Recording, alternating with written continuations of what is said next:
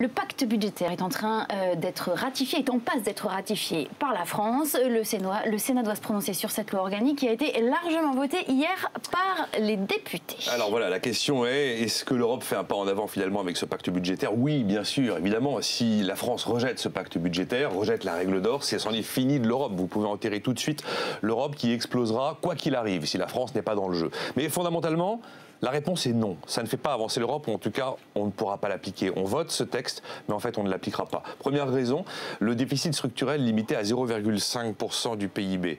Pour savoir quel est le déficit structurel, c'est la fameuse règle d'or, il faut connaître la croissance potentielle de notre pays sur les années à venir. Or, aujourd'hui, nous sommes dans un tel flou total au niveau de la conjoncture que plus personne n'est en mesure de définir à quoi pourrait ressembler la croissance potentielle d'un des pays de la zone euro. Deuxième élément, la dette publique. Il est inscrit dans le pacte, dans le traité, que tout pays qui a plus de 60% de dette publique doit réduire cette dette publique au-delà des 60% de 1/20 tous les ans. Ce qui veut dire qu'avec une croissance atone équivalent à 0 aujourd'hui, la France devrait trouver 30 milliards d'euros tous les ans supplémentaires pour réduire sa dette publique. Évidemment, c'est intenable. Donc le pacte budgétaire, il fallait le signer pour ne pas l'appliquer, mais l'important c'est de conserver pas la lettre du pacte, la lettre du traité, mais son esprit, c'est-à-dire vraiment lutter contre les déficits et l'endettement public. Nicolas, est-ce que ça veut dire que ce fédéralisme dont tout le monde parle ne verra finalement pas le jour? Le seul moyen pour que le fédéralisme voie le jour serait que l'argent du Nord aille au Sud. Or, pour l'instant, c'est le contraire qui se passe. Les capitaux continuent à fuir l'Espagne et l'Italie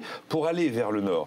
Aux États-Unis, quand un État va mal, il est renfloué tous les ans par le gouvernement fédéral. C'est le cas de la Virginie, qui est en déficit récurrent depuis des années. En Europe, pour que ça aille mieux, il faudrait que le contribuable du Nord paye pour le contribuable du Sud, pour les pays du Sud. Qui y croit sérieusement aujourd'hui? George Mundell était économiste canadien et il a expliqué ce qu'était une zone monétaire optimale dans les années 60. Et il dit pour une zone optimale, il faut une convergence économique et il faut un système de transfert, de redistribution. Si vous n'avez pas ce système de transfert, à ce moment-là, les États fragiles n'ont qu'une seule alternative. Soit ils décident de quitter la zone, à ce moment-là, il y a une dévaluation et ils s'appauvrissent par l'inflation, soit ils décident de s'appauvrir en baissant les salaires et c'est un appauvrissement par les revenus.